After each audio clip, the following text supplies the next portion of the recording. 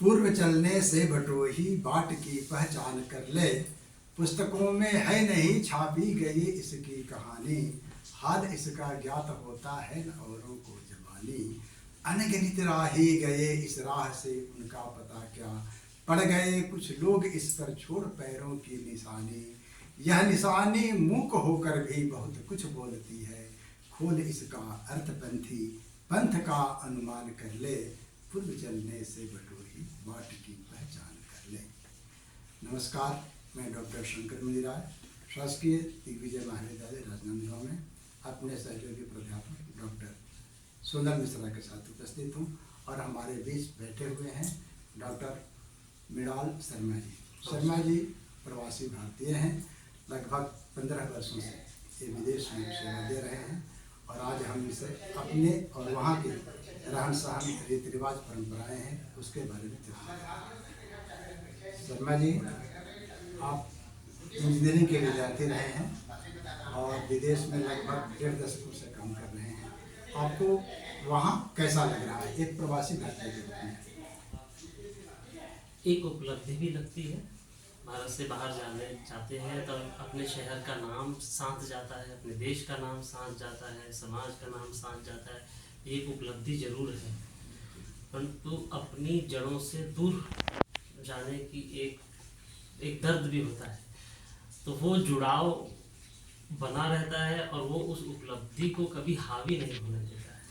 भारत में प्रवासी जो भारतीय हैं उनके जो है इकोनॉमिक, हमारे भारतीय इकोनॉमी को मजबूती देने में प्रवासी भारतीयों का बहुत बड़ा योगदान है जी। इस दृष्टि से आपको क्या कहना है, कैसा लगता है? जी, हाल ही के कुछ समय में, मैं कहूँगा पिछले 3 दशकों में ये काफ़ी आगे गया है। हमारे दूसरे देशों से संबंध बढ़े हैं और आर्थिक योगदान जो प्रवासी भारतीय दे रहे हैं भारतीय इकोनॉमी में, वो एक फील्ड में न रहकर अब अलग अलग क्षेत्रों में हो रहा है। जैसे एक समय था भारत से सिर्फ डॉक्टर और इंजीनियर्स ही बाहर जाते थे, अब आप देखेंगे कि यहाँ की एक मूवी बाहुबली, जिसने चाइना में भी उतना ही बिजनेस किया जितना भारत में किया। दंगल मूवी ने चाइना में, मैं चाइना का नाम इसलिए ले रहा हूँ क्योंकि उस क्षेत्र में घुसना भारत के लिए बहुत कठिन था। चीन में आप कितने साल रहे हैं? चीन में मैं आता जाता रहा हूँ 2 साल के अंतरों में। तो मैं कई बार काम से आता था, कभी 2 महीने का प्रवास, कभी 6 महीने का प्रवास, 3 महीने का प्रवास, ऐसे करके मेरा समय चीन में निकला। अभी आप सिडनी में हैं? जी, अभी मैं ऑस्ट्रेलिया से सिडनी में। वहाँ के कल्चर में, जो कल्चर से मेरा मतलब है रहन सहन, रीति रिवाज और भारतीय रीति रिवाज में आपको बेसिक क्या अंतर दिखाई पड़ता है? जी, बहुत अच्छा प्रश्न। और इसका एक उत्तर ये है कि ऑस्ट्रेलिया का कल्चर क्या है यह बता पाना बहुत मुश्किल है। क्योंकि भारत एक चली आ रही सभ्यता है, गतिशील है हजारों सालों से। ऑस्ट्रेलिया इसके विपरीत एबोरिजिनल्स थे वहाँ पे, जिन्हें हम आदिवासी कहते हैं, उनको विस्थापित करके अंग्रेजों ने, स्पेनिशों ने और दूसरे देशों ने वहाँ पे आके माइग्रेंट की तरह रहना शुरू किया। तो ऑस्ट्रेलिया का अपना कल्चर क्या है इसको समझने के लिए हमें एबोरिजिनल्स को समझना पड़ेगा। और वर्तमान परिप्रेक्ष्य में यह एक पाश्चात्य सभ्यता है।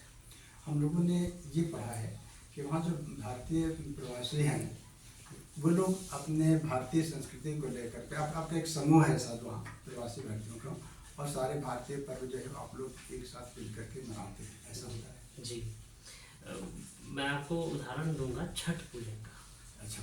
छठ पूजा जितनी भव्यता से राजनांदगांव में बनती है, आपको उसकी वही भव्यता सिडनी और मेलबर्न में भी मिलेगी, शायद उससे ज़्यादा कम। दीपावली के दिन आप पूरे शहर को जगमगाते हैं। दीपावली के दिन एक ही ऐसा त्यौहार है जिसमें ऑस्ट्रेलिया की सरकार ओपेरा हाउस को लाइट के कलर से, या पीला बोलने, भगवा बोलने, सैफरन बोलने। ओपेरा हाउस क्या है? ओपेरा हाउस वहाँ का एक लैंडमार्क है। ओपेरा हाउस एक कंसर्ट हॉल है, शासकीय भवन है, शासकीय भवन, एक कंसर्ट हॉल है। अच्छा। लेकिन वो पहचान है सिडनी की। उस पूरे ओपेरा हाउस को दिए के रंग से रंगा जाता है और दीपावली में और ऑस्ट्रेलियन पार्लियामेंट में दिए जलाए जाते हैं। और ऐसी 2-3 वहाँ की मेंबर ऑफ पार्लियामेंट है जिनसे मेरा संपर्क रहा है, वो दीपावली के दिन साड़ी पहनकर अपना संदेश देती है। बहुत बढ़िया, बहुत बढ़िया। तो ये अंदर तक जाना है अपनी सभ्यता को लेकर। सिडनी में आपको कितने साल हो गए? सिडनी में मुझे लगभग 12 साल हो गए। शोभा जी, आप पेशे से इंजीनियर हैं, ठीक।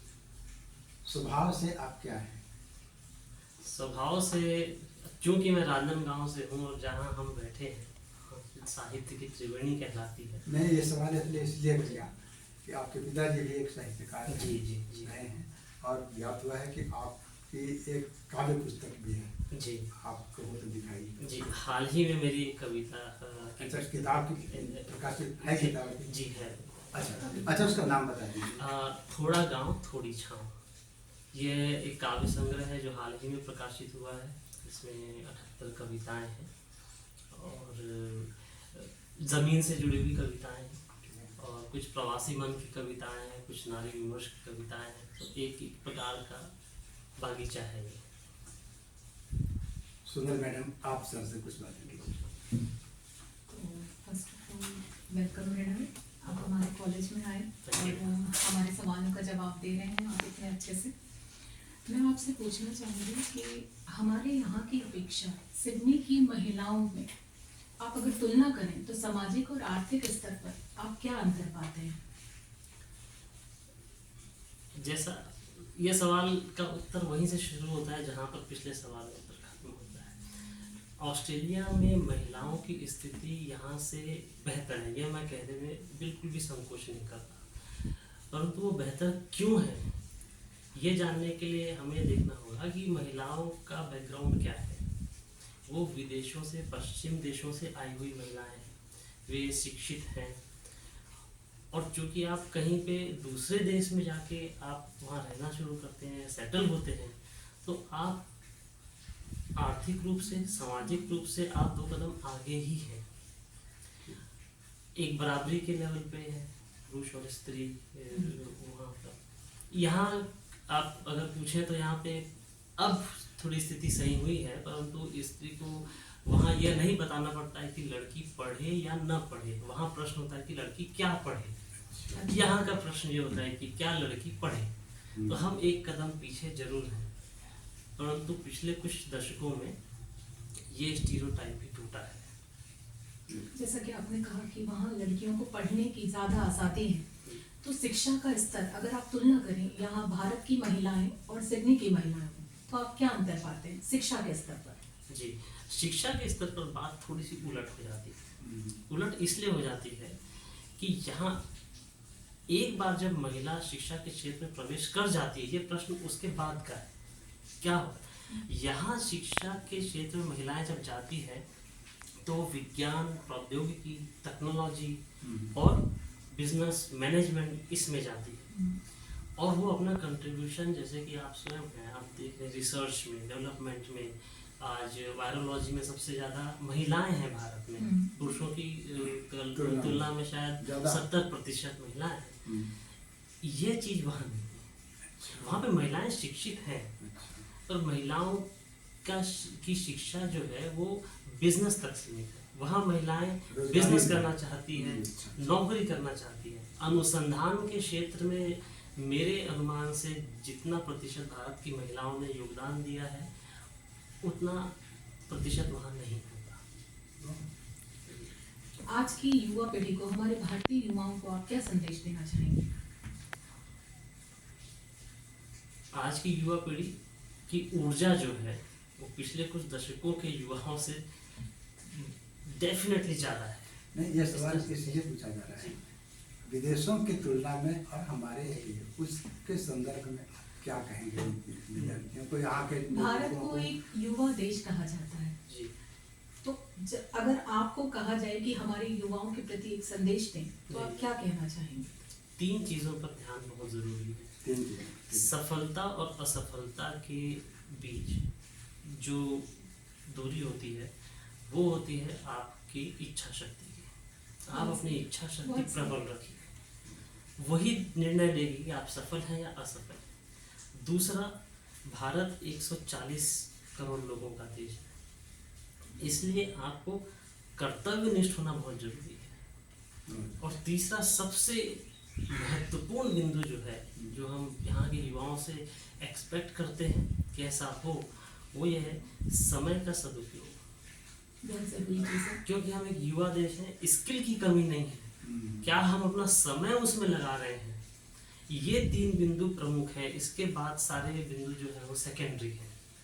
तो यही संदेश है। अंतिम सवाल आपसे शर्मा जी, आप हमारे नेशनल इंटरनेशनल सेमिनार में आए थे, तो आपकी एक बात मुझे ध्यान में बोल रहे थे आप कि जो हमारी प्रवासी महिलाएं हैं उनकी भी कुछ पीड़ा है, आपने ऐसा बोला था क्या? जी जी जी। किस संदर्भ में बोल रहे थे आप? आपको मैं कुछ उदाहरण दूंगा जल्दी।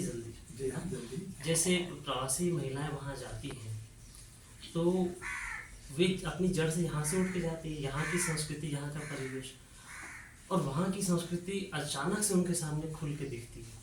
एक प्रकार का सामाजिक धक्का होता है कि क्या महिलाएं ऐसे भी रहती हैं, क्या हम ऐसे भी, क्या मैं ऐसे रह सकती हूँ। दूसरे ये कि विवाह संबंधी समस्याएं जो है वे अवश्य है। विशेषतर उत्तर भारत और पंजाब हरियाणा से जाने वाली महिलाओं में समस्याएं काफ़ी देखी गई हैं कि वहाँ जाती हैं और वहाँ जाने के बाद में उनका डिवोर्स हो जाता है या फिर उनको भारत में छोड़ के कोई लेने नहीं आता है। इस तरह की समस्या है।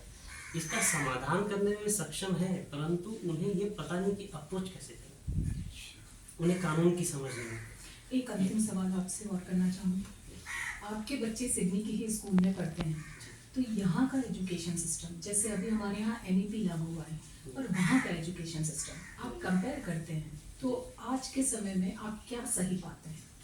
यहाँ का एजुकेशन सिस्टम ज़्यादा अच्छा है या वहाँ का एजुकेशन सिस्टम आप ज़्यादा अच्छा पाते हैं?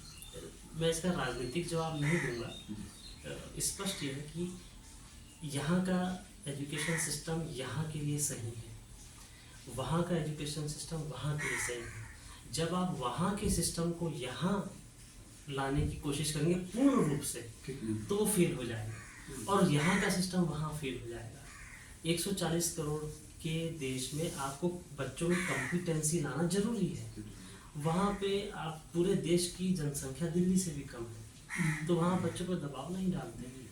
तो दोनों सिस्टम की अपनी अपनी खूबियाँ हैं और अपने अपने ड्रॉबैक्स भी हैं। चलिए, बहुत अच्छी बात। शर्मा जी, आप हमारे महाविद्यालय में आए, हम लोग के साथ बातचीत किए और आपकी जो किताब है आप सोनल मैडम को भेंट कीजिए, हम इस किताब पर चर्चा करेंगे और फिर आगे आपको बात करेंगे। Thank you so much. हम अपने महाविद्यालय की तरफ से अध्यापक मित्रों के साथ आपके उज्जवल भविष्य की कामना करते हैं। पुनः आपको हम यहाँ पर आमंत्रित करेंगे, आएंगे। जी, धन्यवाद, बहुत बहुत धन्यवाद।